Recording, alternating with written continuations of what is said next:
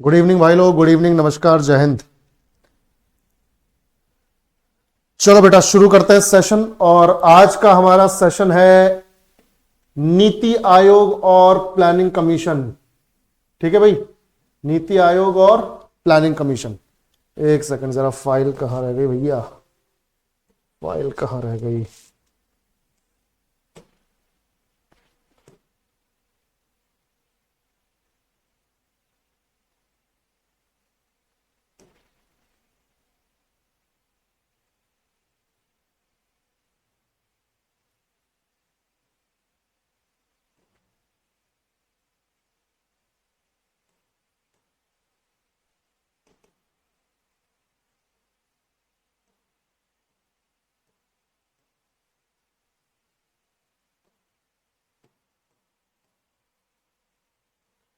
चलो भाई शुरू करते हैं। सभी लोग जल्दी से कनेक्ट हो जाओ। और आज का टॉपिक है नीति आयोग और प्लानिंग कमीशन।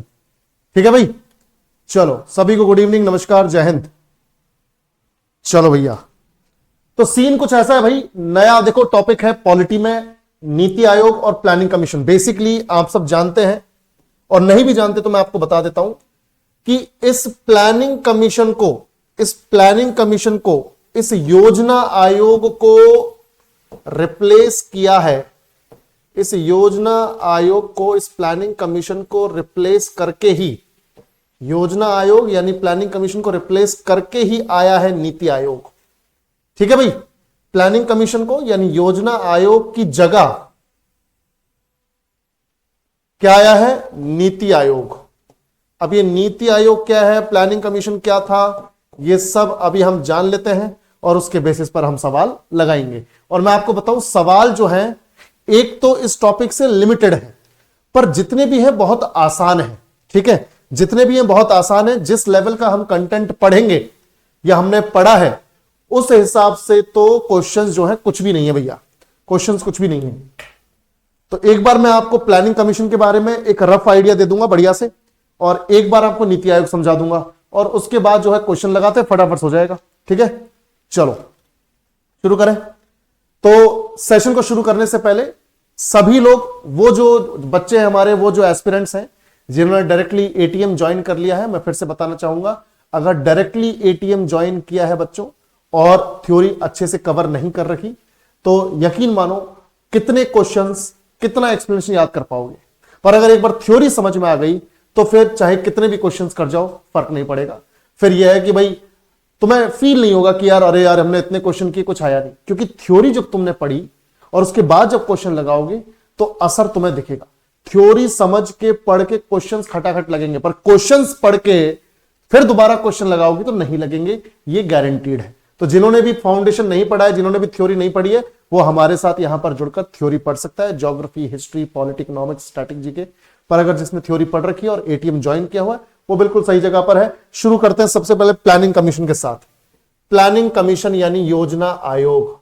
सभी लोग ध्यान से देखो बेटा, ये प्लानिंग कमीशन क्या था जिसको बदलकर नीति आयोग लाया गया। प्लानिंग कमीशन, सबसे पहले तो अपने दिमाग में ये बैठा लो कि प्लानिंग कमीशन यानी योजना आयोग जो है,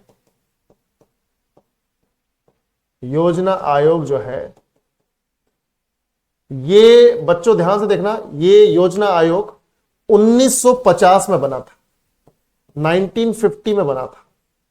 इनफैक्ट अगर मैं एग्जैक्ट डेट बताऊं आपको तो 15 मार्च 1950 को पंडित जवाहरलाल नेहरू जी ने इसको बनाया था। पंडित जवाहरलाल नेहरू जी ने इसको बनाया था। ठीक है, पंडित जवाहरलाल नेहरू जी द्वारा स्थापित 15 मार्च 1950 को। अब बात यह कि सर इसको बनाया क्यों गया, और दूसरी बात बनाया गया है मतलब क्या ये संविधान में नहीं था? ये तो इंपॉर्टेंट चीज लग रही है, क्या ये संविधान में नहीं था? तो बेटा याद रखो, ये संविधान जब बनाया गया तब संविधान में नहीं था, इनफैक्ट बाद में भी नहीं था। प्लानिंग कमीशन या योजना आयोग संविधान में नहीं है, ना था। ये सरकार ने बनाया था अपनी सहूलियत के लिए, ना कि संविधान सभा ने बनाया। तो प्लानिंग कमीशन हो या फिर उसकी जगह आज नीति आयोग हो, दोनों में से कोई भी संविधान का हिस्सा नहीं है। ये गैर संवैधानिक निकाय था। प्लानिंग कमीशन क्या था बच्चों? गैर संवैधानिक निकाय, यानी संविधान में इनका कोई जिक्र नहीं था। गैर संवैधानिक यानी नॉन कॉन्स्टिट्यूशनल बॉडी, गैर संवैधानिक निकाय, गैर संवैधानिक निकाय, non constitutional body, non constitutional body. ठीक है भाई। तो 15 मार्च 1950 को पंडित जवाहरलाल नेहरू ने प्लानिंग कमीशन योजना आयोग को बनाया और यह गैर संवैधानिक निकाय है। ठीक है, गैर संवैधानिक निकाय था क्योंकि संविधान में इसका कहीं जिक्र नहीं था। सरकार ने डायरेक्टली इसको बनाया, सरकार ने डायरेक्टली इसको बनाया अपनी सहूलियत के लिए, अपनी आसानी के लिए। बेसिकली प्लानिंग कमीशन के दो काम हुआ करते थे, दो फंक्शंस थे इसके। देखो बेटा ध्यान से, प्लानिंग कमीशन के दो कार्य थे, दो फंक्शंस थे। अब ये दो कार्य क्या थे? पहला कार्य बच्चों ये था, पहला कार्य ये था कि भारत की अर्थव्यवस्था को सुधारने के लिए, भारत की इकोनॉमी को सुधारने के लिए पंचवर्षीय योजनाएं तैयार करना, पंचवर्षीय योजनाएं तैयार करना। तुम लोगों ने 12 पंचवर्षीय योजनाओं के बारे में सुना होगा, 12 5 ईयर प्लान्स के बारे में सुना होगा। तो वही पंचवर्षीय योजना बनाने का काम कौन करता था? प्लानिंग कमीशन, योजना आयोग। तो योजना आयोग को बनाया ही इसलिए गया था कि भारत की अर्थव्यवस्था को सुधारने के लिए, क्योंकि हम नए नए आजाद हुए थे, अर्थव्यवस्था को सुधारना जरूरी था। ठीक है भाई, सभी लोग ध्यान से देखो। बिल्कुल। तो अब अर्थव्यवस्था को सुधारना है तो एक ऐसी बॉडी चाहिए जो सरकार को गाइड करे कि भैया ऐसी पॉलिसी बनाओ या इस तरह से काम करो, ताकि सरकार जो है विकास कर सके देश में। तो भैया तो यह हुआ कि पहला काम तो इस प्लानिंग कमीशन को दिया गया कि पंचवर्षीय योजनाएं बनाने का, पंचवर्षीय योजनाओं का निर्माण, पंचवर्षीय योजनाओं को बनाना।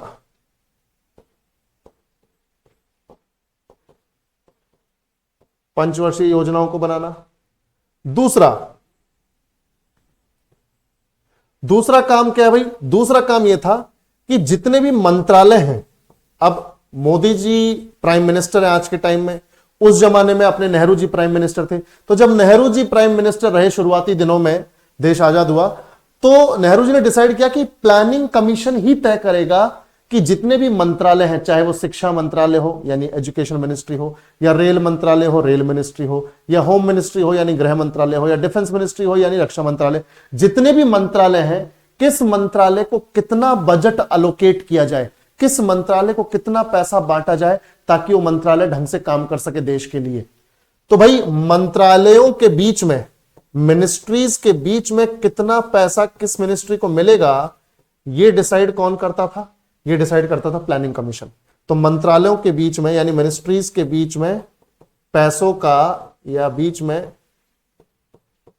मंत्रालयों के बीच में बजट का बंटवारा, कि कौन से मंत्रालय को कितना मिलेगा बजट काम करने के लिए। और काम तो कुछ ही लोग करते थे, ठीक है।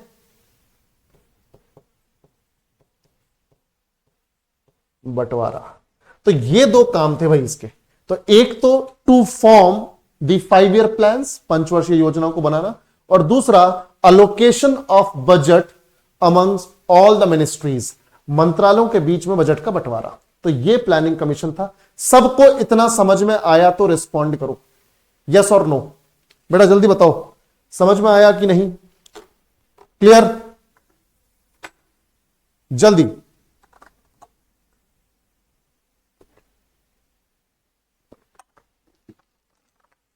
बहुत बढ़िया।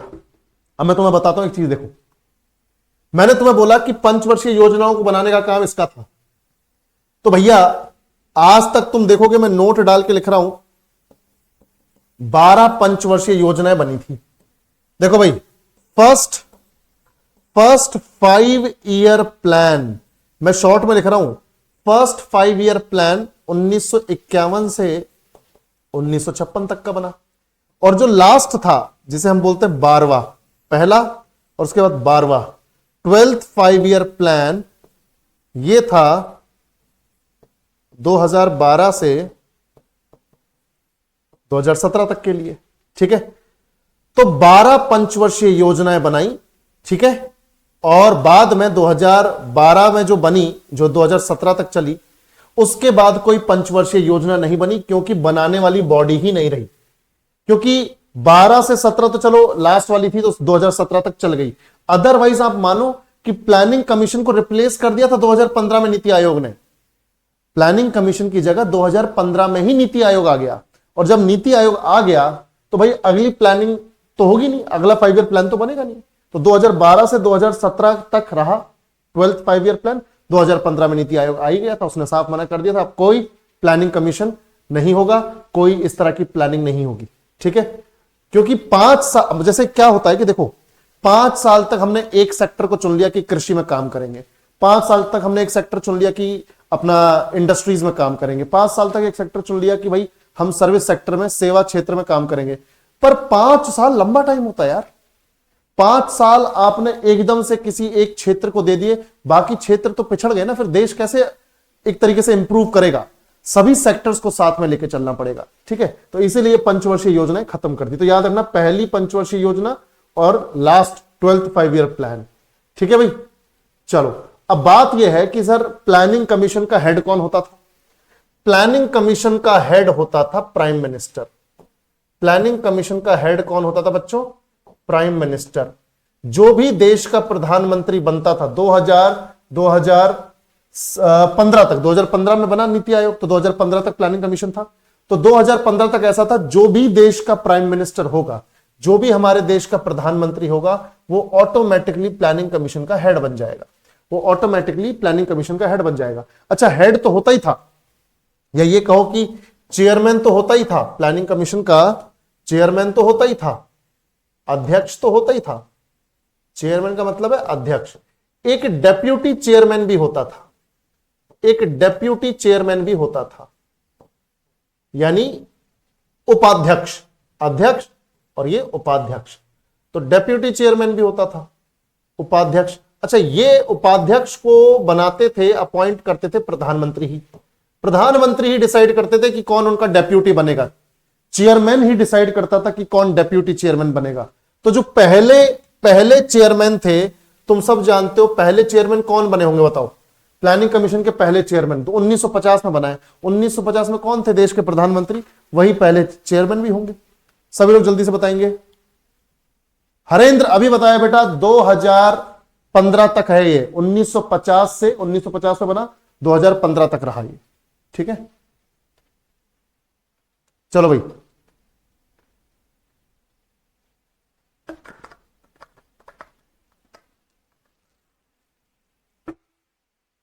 अब देखो समझ में आई गया। अब बात यह कि सर चेयरमैन तो अपने कौन थे? पंडित जवाहरलाल नेहरू।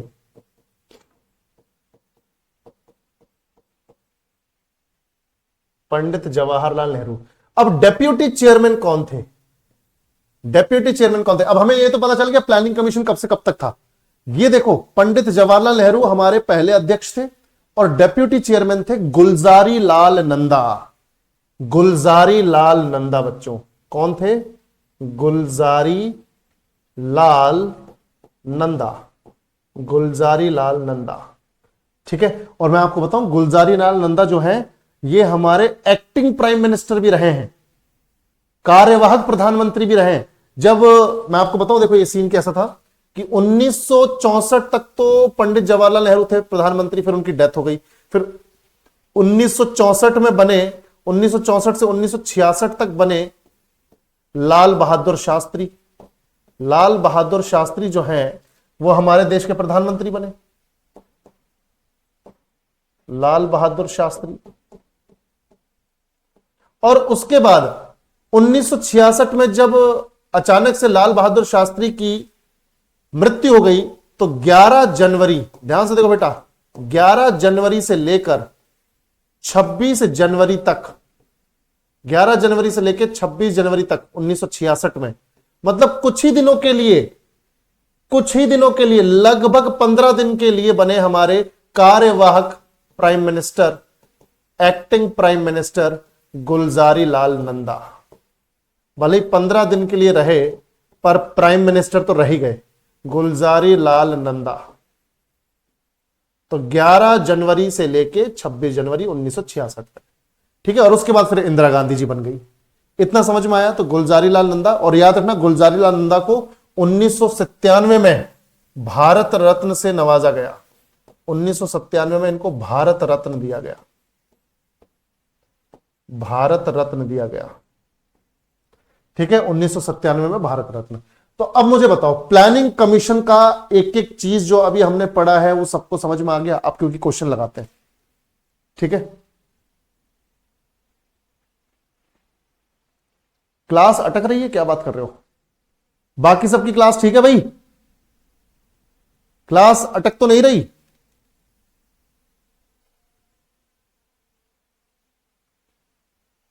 चलो बढ़िया बढ़िया। चलो भैया, पहला question, who was the first deputy chairman of the planning commission of India? बताओ, भारत के योजना आयोग के पहले उपाध्यक्ष कौन थे?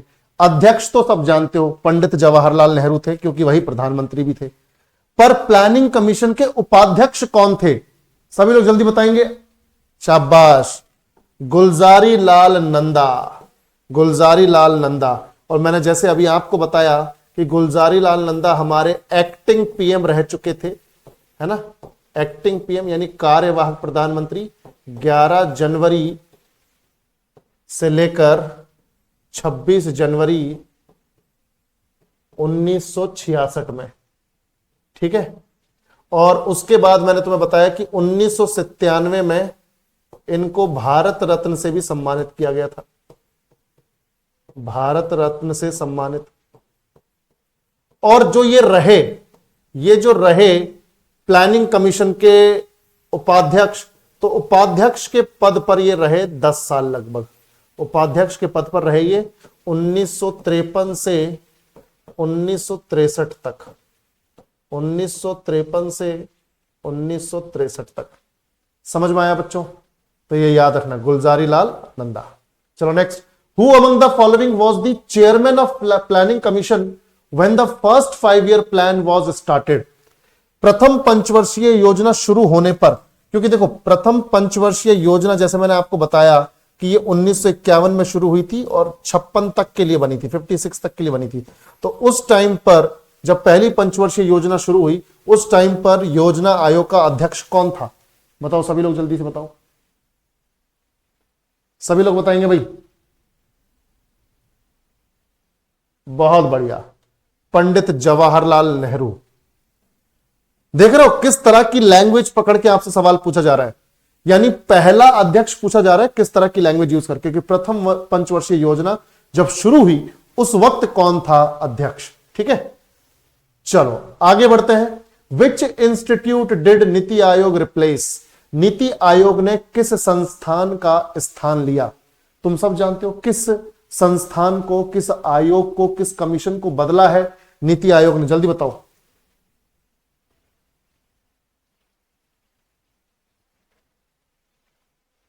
बहुत बढ़िया, बहुत बढ़िया।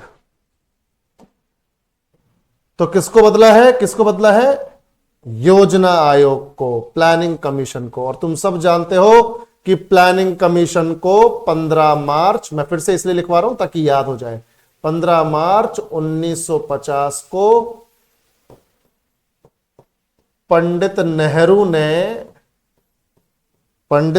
ने बनवाया था, है ना भाई। पंडित नेहरू ने बनवाया था और ये एक गैर संवैधानिक संस्था थी, संविधान में इसका कोई जिक्र नहीं था, यानी non constitutional body, non constitutional body.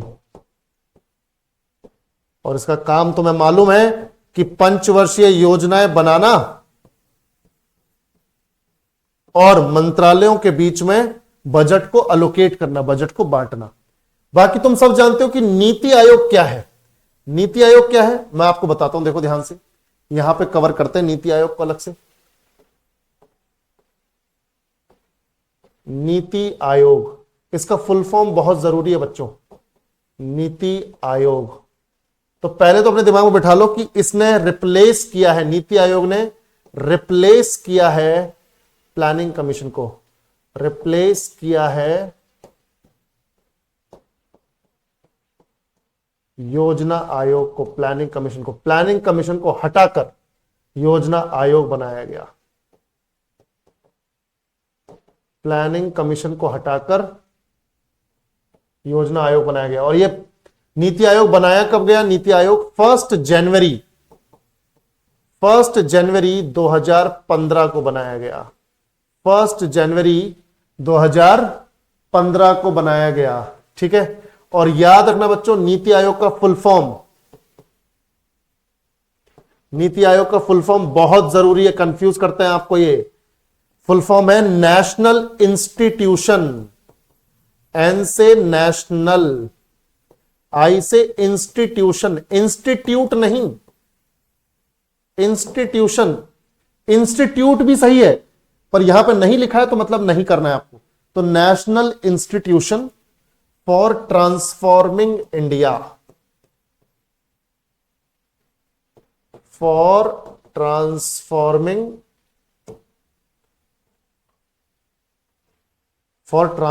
India. Bharat को बदलने के लिए राष्ट्रीय संस्थान, national institution for transforming India, Bharat परिवर्तन के लिए राष्ट्रीय संस्थान। तो यह फुल फॉर्म है। और इसका जो हेडक्वार्टर है, इसका जो हेडक्वार्टर है, इसका जो मुख्यालय है, इसका मुख्यालय है बच्चों, इसका मुख्यालय है, हेडक्वार्टर है कहां पर? नई दिल्ली में। कहां पर है बच्चों? नई दिल्ली, नई दिल्ली में हेडक्वार्टर है। ठीक है, नई दिल्ली में हेडक्वार्टर। उसके बाद यह भी एक गैर संवैधानिक निकाय है। यह भी कोई संविधान में थोड़ी जिक्र है इसका, भाई प्लानिंग कमीशन को ही तो रिप्लेस किया है, तो प्लानिंग कमीशन जैसी ही है, बस उससे थोड़ी सी अलग है। गैर संवैधानिक, जो उसमें कमियां थी उनको यहां सुधार दिया गया नीति आयोग में। तो गैर संवैधानिक निकाय है, नॉन कॉन्स्टिट्यूशनल बॉडी है ये भी, नॉन कॉन्स्टिट्यूशनल बॉडी, गैर संवैधानिक निकाय।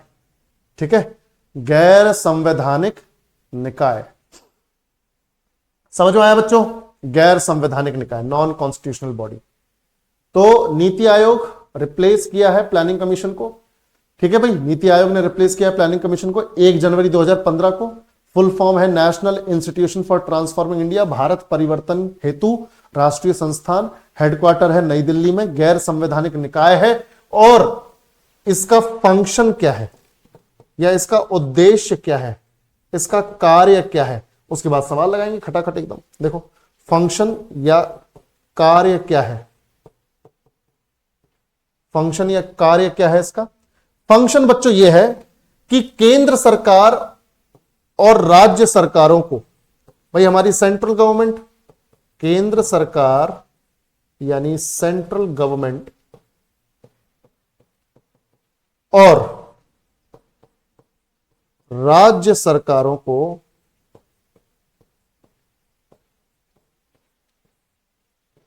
जनता के लिए या जनता की भलाई के लिए, जनता के कल्याण के लिए, जनता के कल्याण के लिए केंद्र सरकार और राज्य सरकारों को जनता के कल्याण के लिए नीतियां बनाने हेतु सलाह देना। भाई सरकार का काम क्या है? जनता के लिए बढ़िया बढ़िया पॉलिसीज बनाना, स्कीम्स बनाना। और वो स्कीम बनाने का आइडिया कौन देता है? नीति आयोग। तो केंद्र सरकार और राज्य सरकारों को जनता के कल्याण के लिए नीतियां बनाने में मदद करना, सलाह देना, यह नीति आयोग का काम है।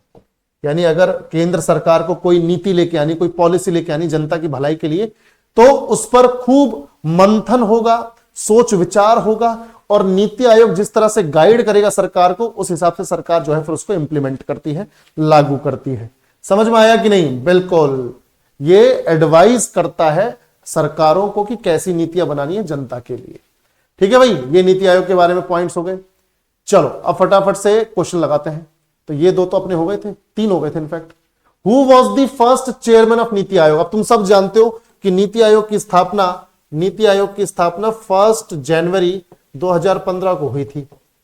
और तुम सब जानते हो कि चेयरमैन का मतलब है जो भी देश का प्रधानमंत्री होगा वो इसका चेयरमैन होगा। तो फर्स्ट चेयरमैन यानी 2015 में पहला चेयरमैन कौन बना? जल्दी बताओ। नरेंद्र मोदी, बिल्कुल नरेंद्र मोदी जी, प्रधानमंत्री नरेंद्र मोदी। ठीक है भाई, तो बहुत सम्मान के साथ, क्योंकि देखो हम किसी पर्टिकुलर इंसान की आउट ऑफ रिस्पेक्ट नहीं कर रहे हैं, हम कर रहे हैं कि जिस पद पर वो बैठा हुआ है उस पद की गरिमा है। ठीक है, वरना मोदी जी को गाली देने वाले भी कम नहीं है, मोदी जी की तारीफ करने वाले भी कम नहीं है। ठीक है, पर क्योंकि वो हमारे देश के प्रधानमंत्री हैं, हमारे देश को कहीं ना कहीं एक तरीके से पॉजिटिवली उन्होंने आगे बढ़ाया है। कुछ चीजों में आगे बढ़ाया है, कुछ चीजों में तो जैसे थे वैसे ही रह गए, हम कुछ ज्यादा काम कर नहीं पाए वो। ठीक है, तो बात यह कि नरेंद्र मोदी जी ने 1 जनवरी 2015 को जब नीति आयोग बनाया तो उस टाइम पे वही देश के प्रधानमंत्री थे, वही बन गए नीति आयोग के अध्यक्ष भी। ठीक है भाई, करमवीर ये इकोनॉमिक्स में भी आता है बच्चों, ये पॉलिटी में भी आता है नीति आयोग। ठीक है, चलो चलो, तो 1 जनवरी 2015 को जब नीति आयोग बना तो उस टाइम पे चेयरमैन कौन? नरेंद्र दामोदर दास मोदी, हमारे देश के प्रधानमंत्री। चलो भाई next, full form of NITI Aayog बताओ भाई, सभी लोग बताओ, फुल फॉर्म बता दो जल्दी से।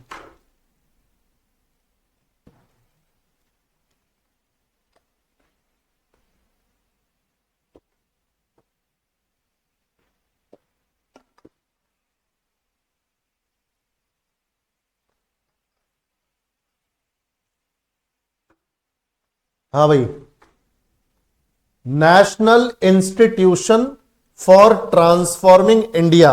अब देखो कंफ्यूज करने के लिए क्या कर दिया, फॉर की जगह ऑफ कर दिया, बाकी सब सेम है, बस ये ऑफ कर दिया फॉर की जगह। तो national institution for transforming India, ये देखो हमने पढ़ा तो था भी, national institution for transforming India, of transforming नहीं, फॉर ट्रांसफॉर्मिंग। ठीक है, चलो आगे बढ़ते हैं। Where is the headquarter of NITI Aayog? बताओ नीति आयोग का मुख्यालय कहां पर है? जयपुर, चेन्नई, बेंगलोर, न्यू दिल्ली? सभी लोग जल्दी से बताएंगे, हेडक्वार्टर कहां पर है बच्चों? हेडक्वार्टर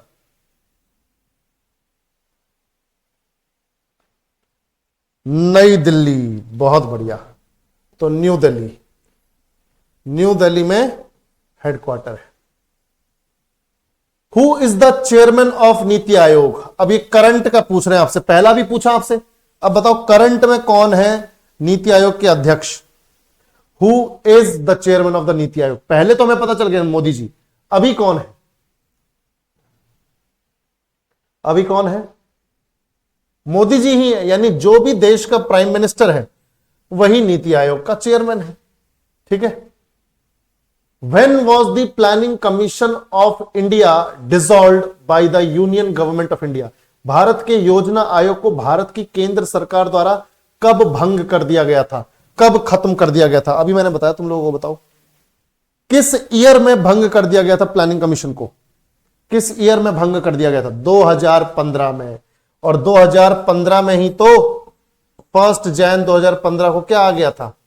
नीति आयोग। तो जैसे ही 1 जनवरी 2015 को नीति आयोग आया और यह डिक्लेयर हुआ कि प्लानिंग कमीशन की जगह ही नीति आयोग आया है, अब प्लानिंग कमीशन एग्जिस्ट नहीं करता, अस्तित्व में नहीं है, तो मतलब उसी टाइम खत्म हो गया प्लानिंग कमीशन, 2015 में ही खत्म। जैसे नीति आयोग आया वैसे ही प्लानिंग कमीशन खत्म। Who of the following is the part of governing council of NITI आयोग? Who of the following is the part of governing council of NITI Aayog? निम्नलिखित में से कौन नीति आयोग की गवर्निंग काउंसिल का हिस्सा है? मैं आपको एक चीज बताता हूं, ध्यान से सुनो बेटा, सभी लोगों के लिए बहुत इंपॉर्टेंट है। स्ट्रक्चर ऑफ नीति आयोग, क्या बोल रहा हूं? स्ट्रक्चर ऑफ नीति आयोग, ध्यान से देखो, यह बताना जरूरी है। ठीक है, एक बार ऐसा करो, यहीं पे स्ट्रक्चर बताता हूं तुम्हें, पूरा स्ट्रक्चर यहीं पे बता देते हैं। देखो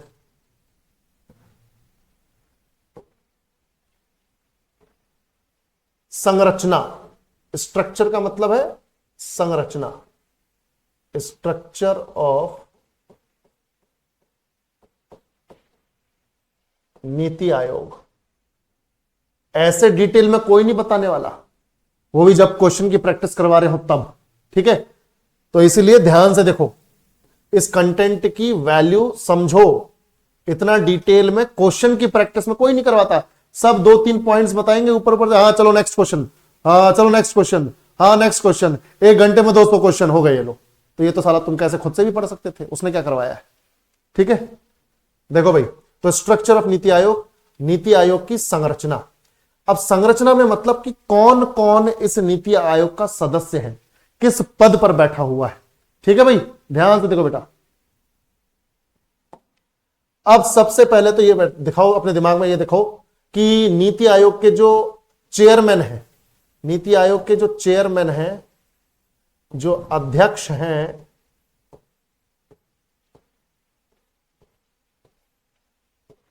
ठीक है, ध्यान से देखो, चेयरमैन जो है, अध्यक्ष जो है, वो कौन है, प्रधानमंत्री, है ना। चेयरमैन कौन, प्राइम मिनिस्टर, प्रधानमंत्री। तो ये तो मोदी जी है, कौन है, मोदी जी है। चलो देखो, तो स्ट्रक्चर ऑफ नीति आयोग में सबसे ऊपर है चेयरमैन, जो भी देश का प्रधानमंत्री होगा वही चेयरमैन भी होगा, ठीक है। और तुम सब जानते हो, इसको मैं क्या बोलूं, चेयरमैन बोलूं कि एक्स ऑफिशियो चेयरमैन बोलूं, बताओ बताओ, सिर्फ अध्यक्ष बोलूं कि पदेन अध्यक्ष बोलूं, जल्दी बताओ। सिर्फ चेयरमैन बोलूं कि एक्स ऑफिशियो चेयरमैन बोलूं भाई, बिल्कुल एक्स ऑफिशियो चेयरमैन। एक्चुअल में क्या होना चाहिए, मतलब होना क्या चाहिए, मैंने हिंदी लिखा, ये है तो वही एक्स ऑफिशियो चेयरमैन। पूरी पोस्ट का नाम क्या है, एक्स ऑफिशियो चेयरमैन। और जब मैंने ये तुम्हें बताया था एक्स ऑफिशियो का मतलब कि जब भी कभी पहले पद की वजह से अगर दूसरा पद मिले, पहले पद की वजह से, क्योंकि आप प्राइम मिनिस्टर हो इसीलिए नीति आयोग के चेयरमैन हो, तो पहले पद की वजह से अगर आपको दूसरा पद मिले तो दूसरे पद के आगे लग जाता है एक्स ऑफिशियो यानी पदेन, ठीक है। तो हमारे प्रधानमंत्री मोदी जी जो है वो नीति आयोग के एक्स ऑफिशियो चेयरमैन है, पदेन अध्यक्ष है। चलो ठीक है।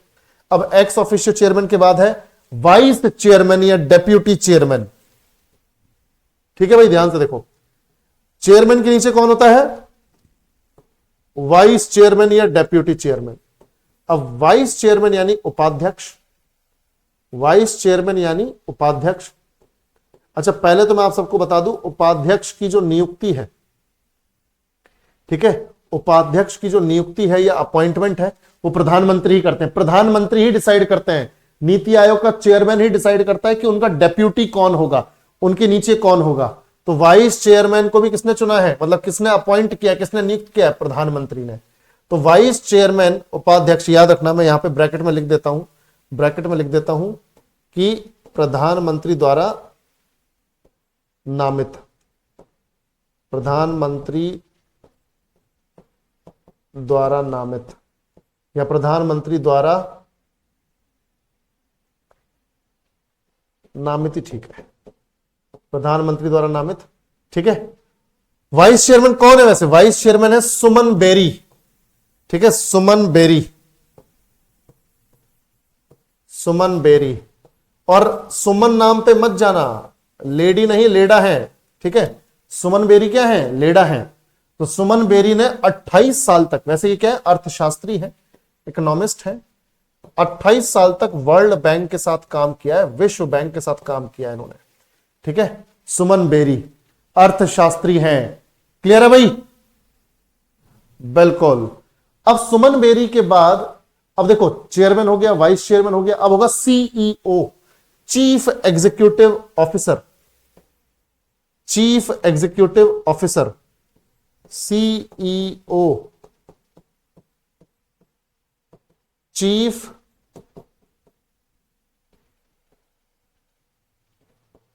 एग्जीक्यूटिव ऑफिसर, यानी कि मुख्य कार्यकारी अधिकारी, मुख्य कार्यकारी अधिकारी। तो मुख्य कार्यकारी अधिकारी कौन होते हैं? ये एक रिटायर्ड आईएएस है, रिटायर्ड आईएएस है 1988 बैच के छत्तीसगढ़ काडर के, बीवीआर सुब्रमण्यम। बीवीआर सुब्रमण्यम कौन है बच्चों? BVR Subramaniam, BVR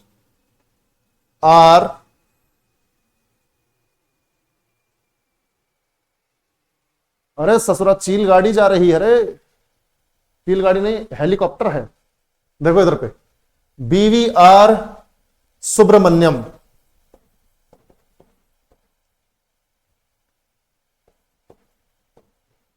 BVR Subramaniam ये रिटायर्ड आईएएस अधिकारी हैं, ध्यान से देखो, बिल्कुल ये क्या है? रिटायर्ड आईएएस अधिकारी हैं, रिटायर्ड आईएएस 1988 बैच, यानी 1988 में भर्ती हुए थे, 1988 बैच छत्तीसगढ़ काडर। ठीक है भाई, तो बीवीआर सुब्रमण्यम, और इनको भी किसके द्वारा नियुक्त किया गया है? प्रधानमंत्री द्वारा नियुक्त, ये भी प्रधानमंत्री द्वारा नियुक्त।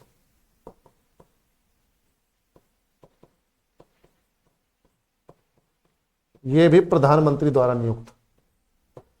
तो अपने अंडर जो दो बंदे रखे हुए हैं, एक उपाध्यक्ष और एक सीईओ, ये इन्होंने ही इनको नियुक्त किया है। समझ में आया कि नहीं? क्लियर? चलो आगे बढ़ते हैं। बिल्कुल कुणाल, अभी आएगी तो नहीं आएगी तो तेरे पिछवाड़े को बांध के उस पर लटका देंगे ससुरे। चलो अब ध्यान से देखो, उल्टा लटकाएंगे तेरे को। अक्षय कुमार सीधा लटकता तो उल्टा लटकना, ठीक है? देखो भाई यहां पर, अब ये तो हो गए मेन पद, चेयरमैन यानी ex officio chairman, vice chairman और सीईओ। अब फिर मेंबर्स की बात करते हैं फटाफट से, वहीं पर आएगा गवर्निंग काउंसिल वाला हिस्सा। ठीक है भाई, सभी लोग ध्यान से देखो।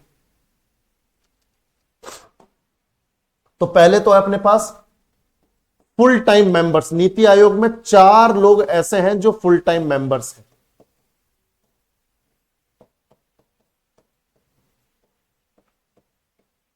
फुल टाइम मेंबर्स, ठीक है?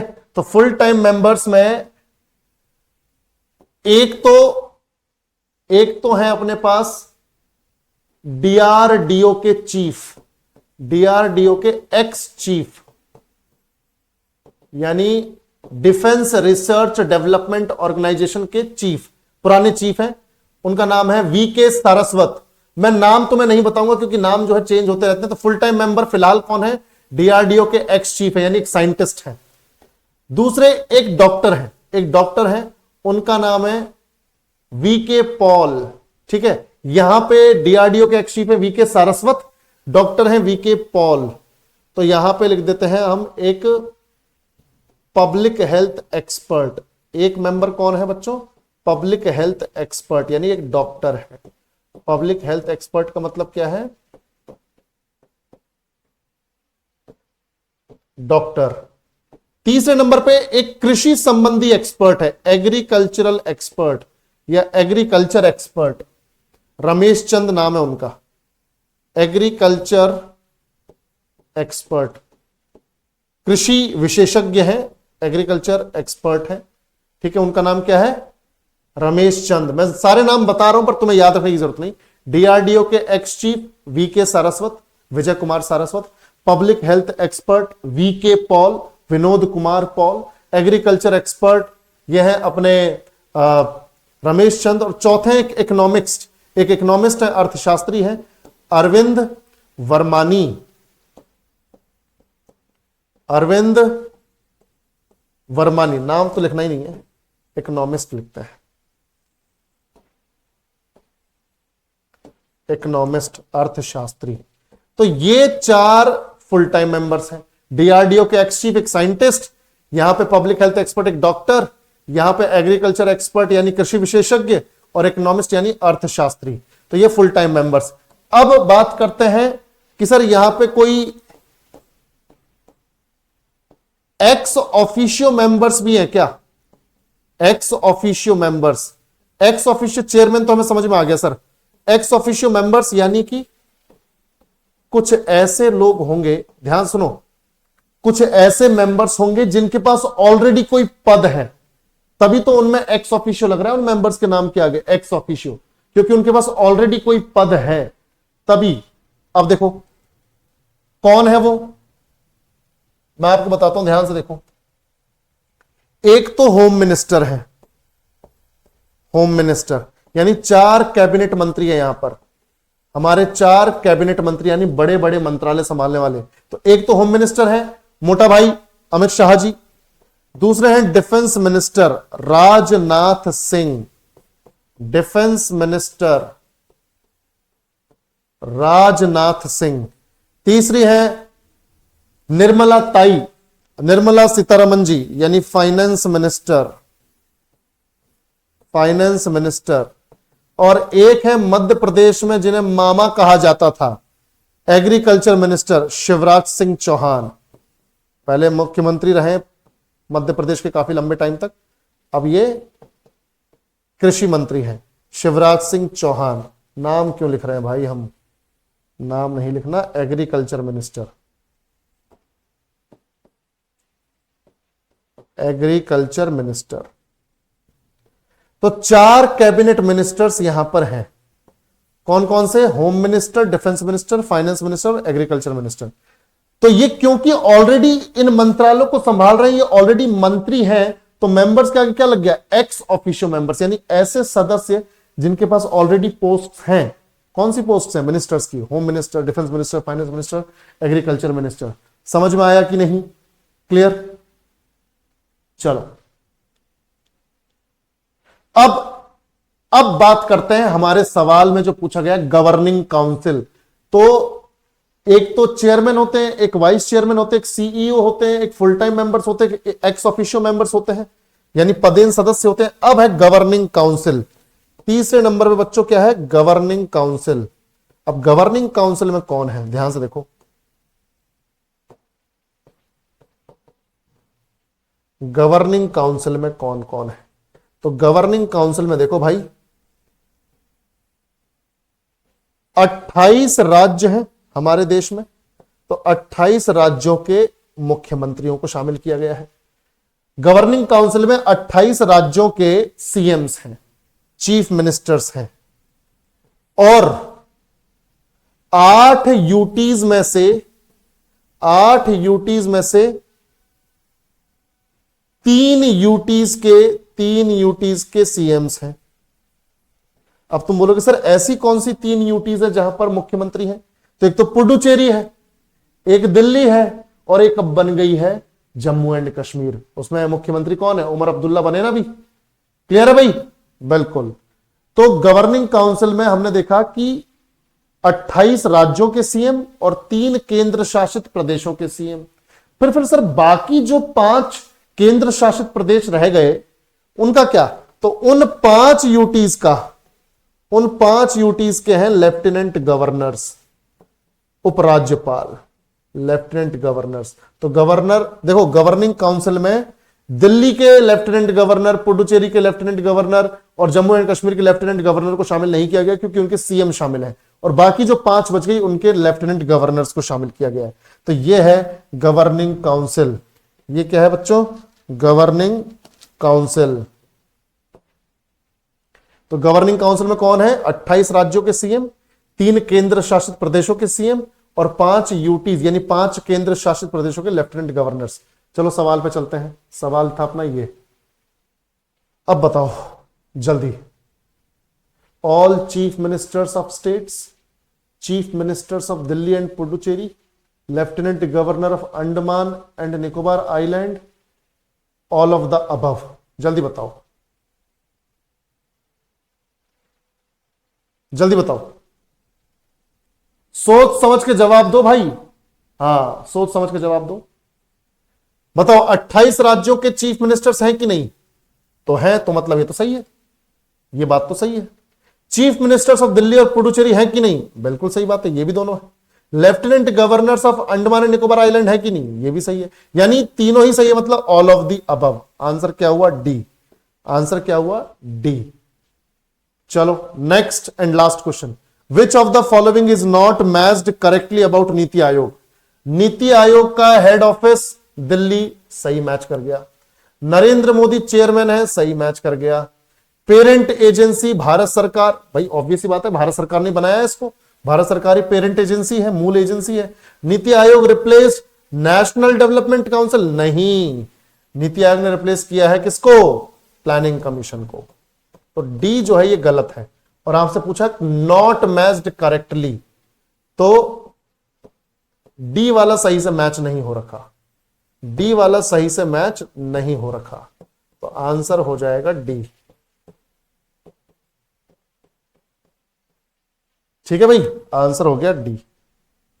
तो इस तरीके से हमारा नीति आयोग और प्लानिंग कमीशन यहां पे खत्म होता है। हमने डिटेल में पढ़ लिया, कोई सवाल नहीं छूटेगा, दोनों मैंने करवा दिए, प्लानिंग कमीशन भी और नीति आयोग भी, और हमने सवाल भी कर लिए। समझ में आया तो रिस्पॉन्ड करो सभी लोग जल्दी से। पूजा बेटा, जब मैं काउंसिल ऑफ मिनिस्टर्स बोलता हूं तो उसमें जितने भी मिनिस्टर्स हैं काउंसिल में वो सारे आ जाते हैं, और जब मैं कैबिनेट बोलता हूं तो कैबिनेट का मतलब है वो मंत्री लोग जो बड़े बड़े मंत्रालय को संभाले हुए हैं, वो मंत्री कैबिनेट का हिस्सा होते हैं। तो काउंसिल में तो सभी मिनिस्टर्स होते हैं, पर कैबिनेट में कुछ खास मिनिस्ट्रीज के मिनिस्टर्स होते हैं। ठीक है, चलो, तो ये हमारा आज का सेशन खत्म होता है। तो जैसे मैंने आपको बताया कि जो लोग भी इसी तरह से सिस्टमेटिक वे में, ऑर्गेनाइज्ड वे में पढ़ना चाहते हैं सारे सब्जेक्ट्स को, आप आराम से फाउंडेशन बैच ज्वाइन करो और बढ़िया तरीके से तैयारी में लग जाओ, क्योंकि फाउंडेशन कर लोगे यानी थ्योरी पढ़ लोगे, भले ही हमारे यहां से पढ़ो या खुद से पढ़ो, कहीं और से पढ़ो, पहले थ्योरी पढ़ो और उसके बाद सवाल लगाओ, तब जाके सवाल अपने आप लगेंगे। अब जैसे पढ़ लिया हमने तो सवाल हमारे लगते गए एकदम से, नहीं पढ़ा होता तो हम एक एक क्वेश्चन का एक्सप्लेनेशन कर रहे होते हैं, पर हमने पहले टॉपिक पढ़ लिया और उसके बाद सवाल खट खट खट खट लगते रहे, क्या दिक्कत है। ठीक है, चलो, तो आज के लिए सेशन को यही खत्म करते हैं। Thank you so much, take care, bye bye.